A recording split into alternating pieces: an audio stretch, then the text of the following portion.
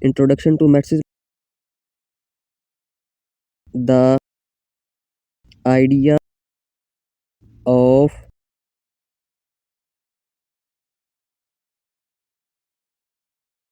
matrices was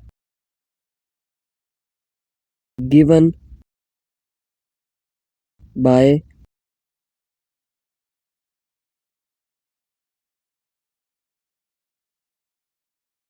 Arthur Quilley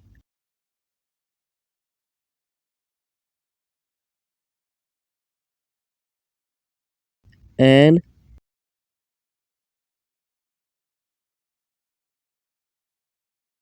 English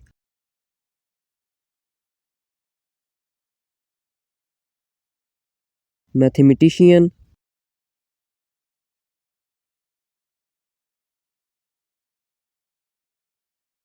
He developed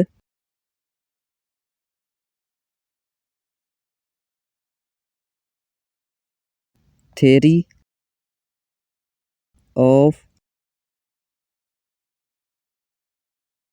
matrices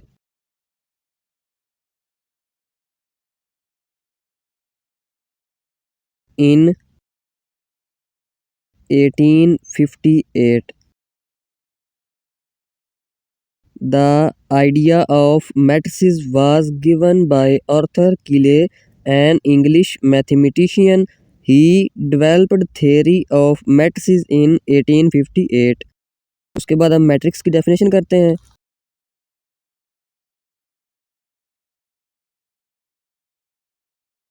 The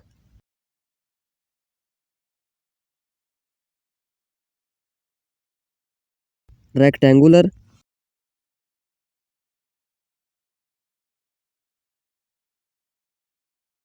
formation of collection of real numbers say 0, 1, 2, 3, 4 and 7, such as 1, 3, 4, 7, 2, 0. Then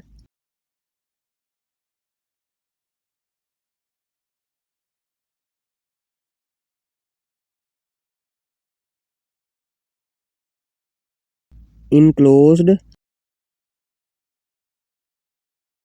in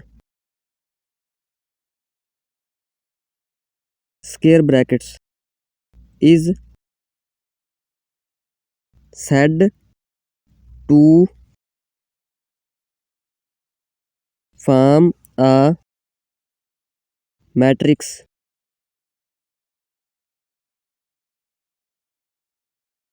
अब हम example कर लेते हैं इसकी. ये rectangular formation जो हमने ऊपर की है, इसे हम स्क्वायर ब्रैकेट में इनक्लोज करें तो ये एक मैट्रिक्स कहलाएगी. The rectangular formation of collection of real numbers से 0, 1, 2, 3, 4 एंड 7 सच एज, ये rectangular formation then enclosed in square brackets is said to form a matrix. ये एक मैट्रिक्स है. ये रेक्टेंगुलर फॉर्मेशन जो है इसे मैट्रिक्स कहते हैं. उसके बाद हम रोज़ की डेफिनेशन करेंगे. रोज, एक मैट्रिक्स में रोज़ किसे कहते हैं? The entries of matrix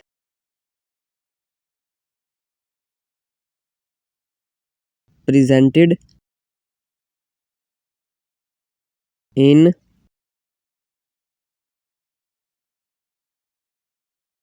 horizontal way are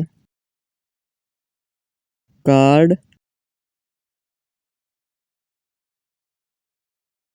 rows. The entries of matrix presented in horizontal way are called rows. For example, ये एक मैट्रिक्स की एंट्रीज हैं, इसे स्क्वायर ब्रैकेट में इनक्लोज किया तो ये एक मैट्रिक्स है। इस मैट्रिक्स में ये जो हॉरिजॉन्टली लिखी हुई हैं एंट्रीज, इन्हें हम रो कहते हैं। ये R1 होगी फर्स्ट रो, और ये हॉरिजॉन्टल एंट्रीज जो हैं ये सेकंड रो होगी R2। ये इसकी दो रोज हैं हॉरिजॉन्टली लिखी हुई, ये R1 और ये सेकंड रो R2। अगर हम इस मैट्रिक्स में देखें तो इसमें ये जो हॉरिजॉन्टली लिखी हुई एंट्रीज 1, 3 और 4, ये फर्स्ट रो R1 है, और ये हॉरिजॉन्टली जो लिखी हुई हैं ये सेकंड रो R2 है। इसमें दो रोज हैं। अब हम कॉलम्स की डेफिनेशन करते हैं। एक मैट्रिक्स में कॉलम्स किसे कहते हैं? The entries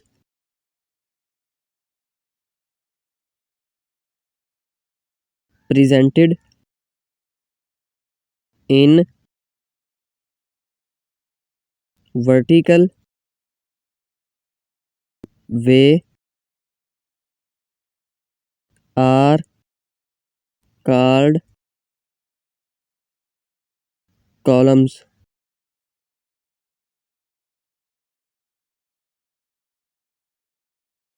The entries presented in vertical way are called columns. अब हम इसकी एग्जांपल कर लेते हैं कॉलम्स की। फॉर एग्जांपल, ये हम एक मैट्रिक्स लिखेंगे कोई,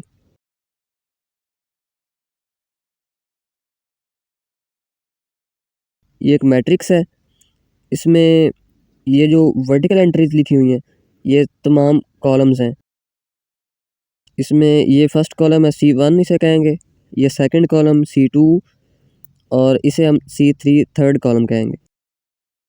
इसमें 3 कॉलम्स हैं वर्टिकली लिखे हुए। ये जो एंट्रीज हैं इन्हें हम कॉलम्स कहते हैं। उसके बाद हम इस मैट्रिक्स में देख लेते हैं। ये हमारा फर्स्ट कॉलम है C1, ये हमारा सेकंड कॉलम C2, और ये हमारा थर्ड कॉलम C3 है। इसमें ये 3 कॉलम्स हैं वर्टिकली लिखे हुए, 3 कॉलम्स। ये हमारे कॉलम्स हैं। उसके बाद हम ऑर्डर ऑफ मैट्रिक्स की डेफिनेशन करेंगे। एक मैट्रिक्स का ऑर्डर क्या होता है और इसे लिखते किस तरह है? The number of rose and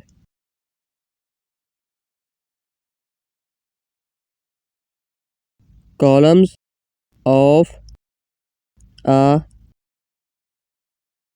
matrix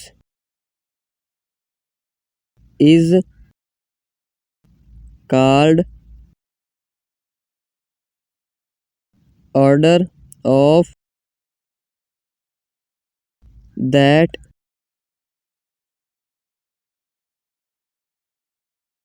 matrix. The number of rows and columns of a matrix is called order of that matrix.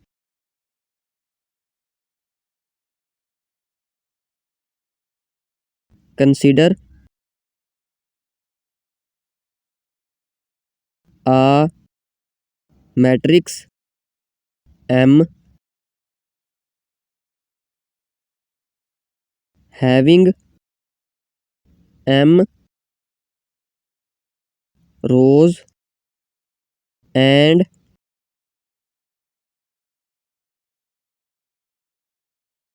N columns. Then order of M is M by N. Consider a matrix M having M rows and N columns. Then order of m is m/n। इस और ये order लिखने का एक तरीका है, number of रोज़ पहले और कॉलम्स बाद में। नंबर ऑफ़ रोज़ पहले ये m और नंबर ऑफ़ कॉलम्स n जो है वो उसके बाद लिखे जाते हैं। ये मैट्रिक्स लिखने का ऑर्डर लिखने का एक तरीका है। इसे हम इस तरह भी लिख सकते हैं m क्रॉस n, m/n भी लिख सकते हैं और m क्रॉस n भी लिख सकते हैं इसे। हम एक एग्जांपल कर लेते हैं इसकी। सबसे पहले हमने ये एक मैट्रिक्स लिखेंगे।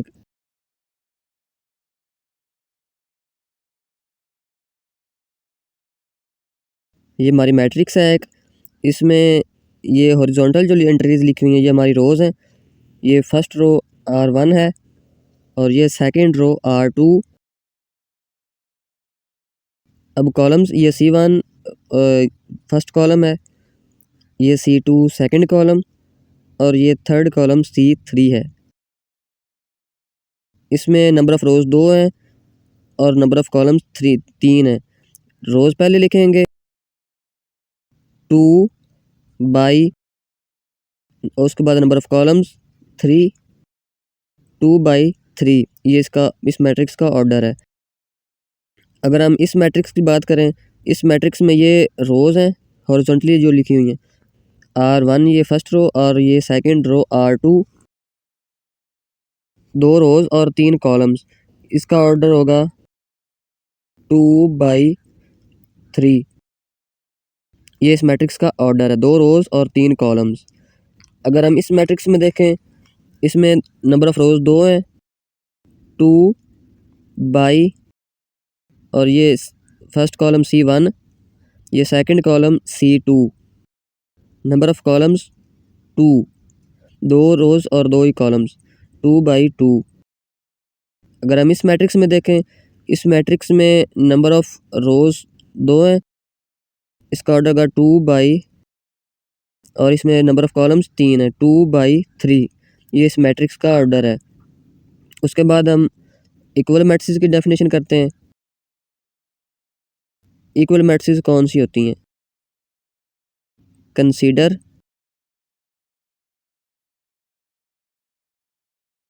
टू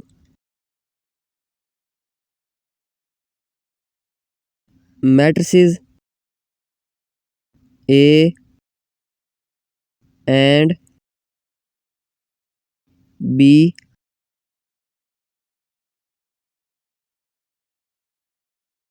then A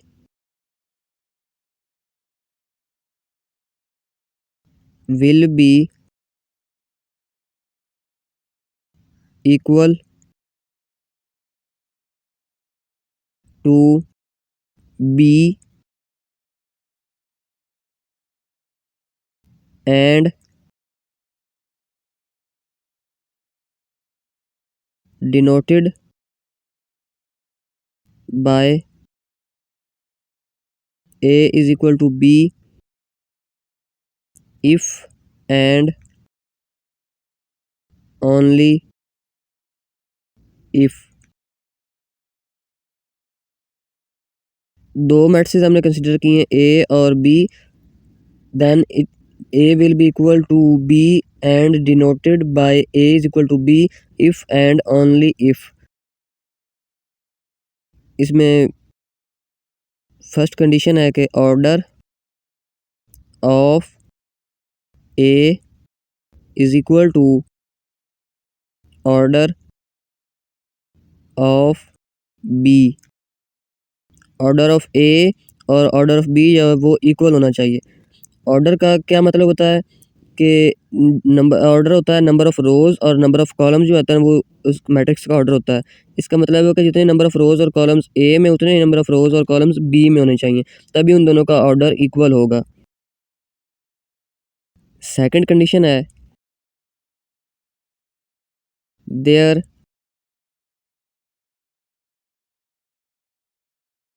कॉरिस्पॉन्डिंग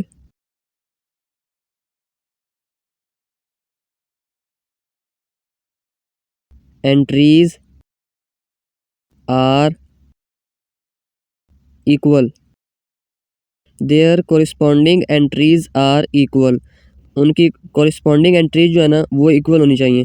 ये कॉरिस्पॉन्डिंग एंट्रीज़ क्या होती हैं, जब हम क्वेश्चन सॉल्व करेंगे तब आपको उस क्वेश्चन में बताएंगे कॉरिस्पॉन्डिंग एंट्रीज़ क्या होती हैं। ये हम इंट्रोडक्शन टू मैथ्स कर चुके हैं। अब हम एक दफ़ा इसका ओवरव्यू कर लेते हैं। चलते हैं दोबारा बोर्ड की तरफ। द आइडिया ऑफ मैथ्स जो है वो पेश किया है आर्थर कीले ने। वो एक इंग्लिश मैथमेटिशियन थे। उन्होंने जो थ्योरी ऑफ मैथ्स पेश की है वो 1858 में पेश की है। थ्योरी ऑफ मैथ्स आर्थर कीले ने थ्योरी ऑफ मैथ्स पेश की 1858 में। मैट्रिक्स की डेफिनेशन हमने की। उसके बाद मैट्रिक्स क्या होती है, रेक्टेंगुलर फॉर्मेशन है रियल नंबर्स की, और उसे रियल नंबर्स की जो फॉर्मेशन उसे हम स्क्वायर ब्रैकेट में अगर इनक्लोज करें तो वो एक मैट्रिक्स कहलाती है। उसके बाद हमने ये इस मैट्रिक्स के एक एग्जांपल की है। उसके बाद रोज़ की डेफिनेशन में है जो एंट्रीज़ एक मैट्रिक्स में हॉरिजॉन्टली लिखी होती है ना, वो इसका नंबर रोज़ कहलाती हैं। ये हमने एग्जांपल किसमें, ये 2 रोज़ थी R1 और ये R2। उसके बाद हमने इस मैट्रिक्स में देखा इसमें भी ये 2 रोज़ थी। कॉलम्स की डेफिनेशन है कि एंट्रीज़ जो वर्टिकली लिखी होंगी ना उन्हें हम कॉलम्स कहेंगे।